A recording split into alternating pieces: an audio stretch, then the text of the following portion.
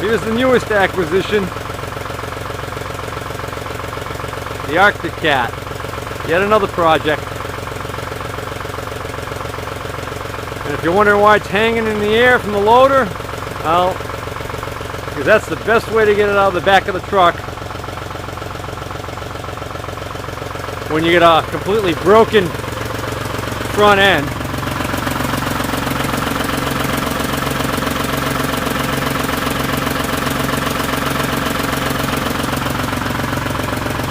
Wheel actually looks pretty normal when there's no weight on it, but once I lower it down, you'll see it'll just cave right in.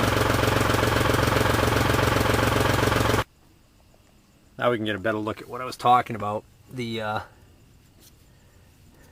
hub, or actually, I don't have the terminology yet, but yoke maybe. This assembly right here. This assembly is supported by two ball joints, an upper,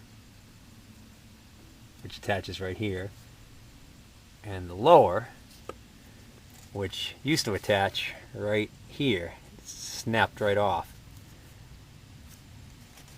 And of course, once that snapped, the wheel was able to just kick out, and that pulled this whole shaft. Hopefully, I'm hoping it just pulled it out of where it engages inside here. Either that, or this joint is completely broken, which is possible. I'll know more once I get this apart. 4 bolts and the wheel comes right off. Now I've got to figure out how to take this apart.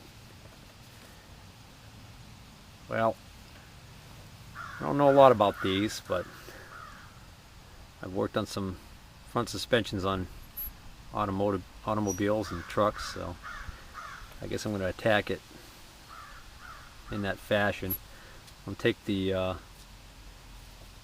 disc brake caliper off, and I'll hang it from up above to keep the strain off of the line. That way I don't have to disconnect the line and mess with that and end up having to deal with bleeding the brakes and everything later, because they actually seem to be working correctly.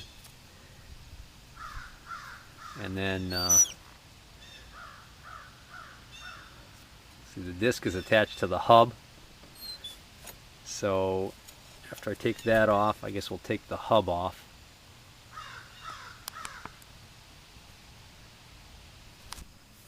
Okay, 2 10mm bolts hold the brake caliper on, and these had blue Loctite on them, so I'll make sure that I put some Loctite on them when I reinstall them. The caliper, there's little tiny shoes in there. They actually still have some meat on them. The interesting thing is how badly this caliper had been ground. Gee, do you think somebody kept driving this thing with the broken knuckle? Sure looks like it. Doesn't look like they could have ground on that much more before they finally went right through it and ruined the whole caliper.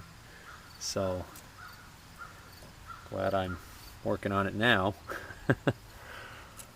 Although, remains to be seen. I'm going to revive this thing, but I'm up for the challenge.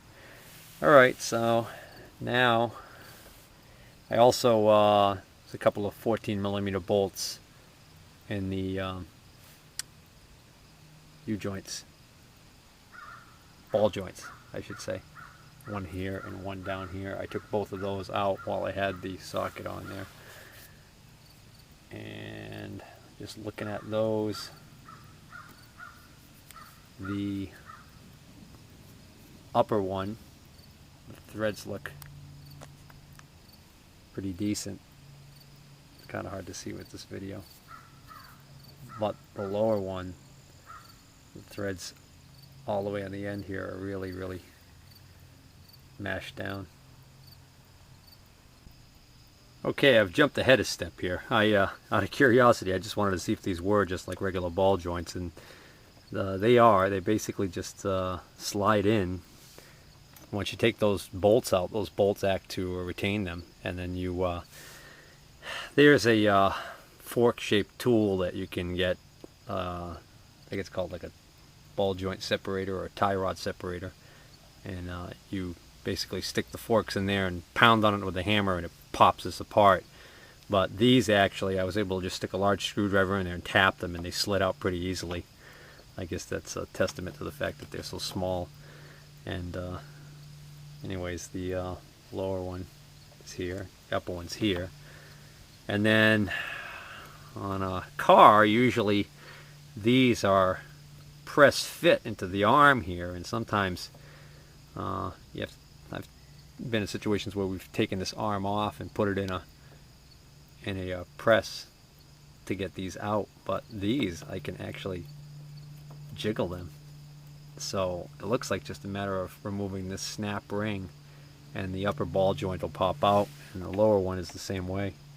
So removing the ball joints is pretty easy, but I should have, as I thought, I should have taken the hub off first, because obviously what's holding this on there now is the axle, which is not supposed to come out like that, I don't think. But we'll find out what the deal is with that after I get this apart. And then also, I forgot about the tie rod end. So, alright, I'll work on that next. To release the tie rod, simply remove, well, this should have been a cotter pin, but that's just a bent over end of a nail that was cut off, stuck in there. Remove this, and then you can remove this castle nut, and you remove that castle nut, you actually can get a wrench on this part right here to hold it from turning as you spin that castle nut off, and that'll separate the tie rod end from this knuckle. And then the hub, it's just a matter of taking a large screwdriver and popping off this rubber cap that says Arctic Cat on it, and you've got another large nut and cotter pin in there, and you remove that, and it looks like this retaining washer, and the hub should slide off. Okay, I've got the tie rod end disconnected. The hardest part about that was actually getting this nail that somebody had stuck in there as a makeshift cotter pin out. It was really stuck in there. I couldn't get it out, so I had to just force the nut, and it sheared pretty easily. That's the one good thing about it, the nail. And then of course once the nut was off, it slides right out. So it was probably wedged in there by the nut. But anyways, so that's taken care of. And then now I've got to take the hub off. It's interesting, you can see the boot, the original clamp is missing, and somebody stuck a plastic wire tie around it as a makeshift boot retainer. And I don't know, might have even been still working if it wasn't for the fact that the whole knuckle snapped and caused this thing to violently be pulled out. Okay, took off that nut, and the first thing I noticed was that nut was on there really tight. So I thought, well, gee, that seems awfully tight for a nut that, you know, if it was that tight and it was conventional, it would be putting too much preload on the bearing. And now I find out that no, actually that nut actually held the hub and the knuckle onto the shaft. So this actually all came off as an assembly, and then this must slide on to another shaft underneath there. So I'll work on getting that apart. Right off the bat, I could see that that seal is all cracked and dry rotted. So that seal wasn't doing much good. So I can imagine how much contamination had gotten into there. And of course, with that seal being bad, it's pretty obvious that the wheel bearing probably took a beating, which actually the wheel bearing is located in there.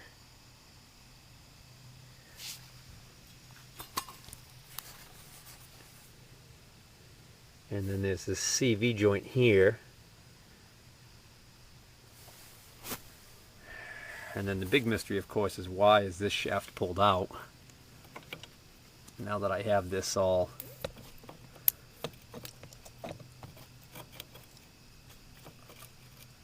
taken apart, I can actually slide it and feel it, that it just engages.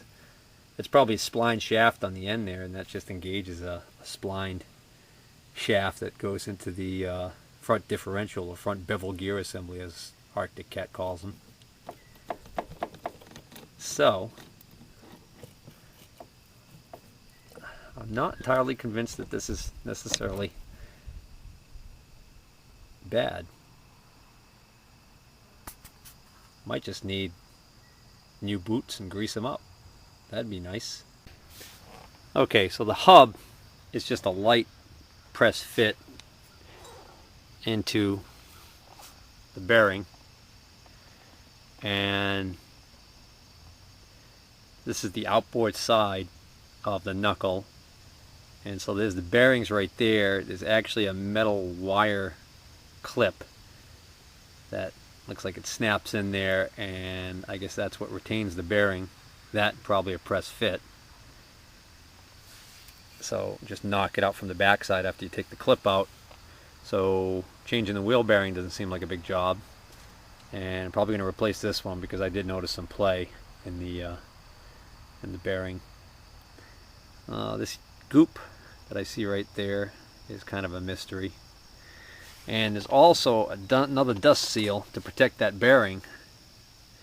It's actually there on the hub, but I'd be willing to bet that it's probably supposed to stay on there, and that when you push the hub in, it slides in. So looks to me like what they did was they put this goop on there. I wonder if that's even done at the factory, or was there a problem with this falling out at some point when somebody was servicing it and they just decided to glue it in. Don't know. Not sure. Now that's the story there. Now back to why we took this all apart in the first place, the catastrophic event, this snapping. This is one for the books.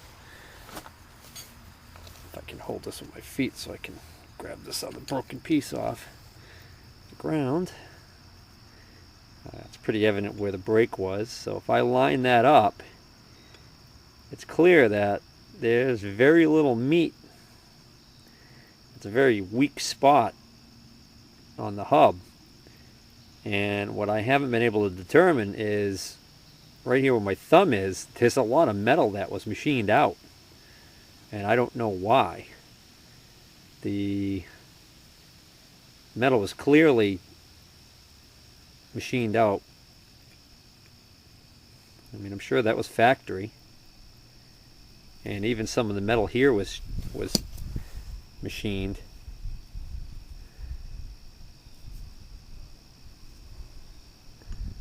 So I don't know. I find it hard to believe that that actually got ground off by the hub of this disc brake. Disc rubbing up against it. I don't know. Strange. One last observation before I quit for today. Even on this back of the hub here, I mean, it just seems very unusual that this is all ground out, and it's so smooth that originally I thought that, like on that other piece, that it was from the factory that way, but it's also not concentric. You can see it's very worn out in this corner here, and I just think something went horribly wrong here, and it was just driven and driven and driven and kept wearing and wearing. And then if you look at the side here, it almost seems like this should be a full wall going all the way around to retain that seal, and it looks like this is just chewed up, and then maybe somebody came along afterwards and put this epoxy or goop on here to try and hold that seal in place. But I'm venturing to guess right now that this knuckle is trash.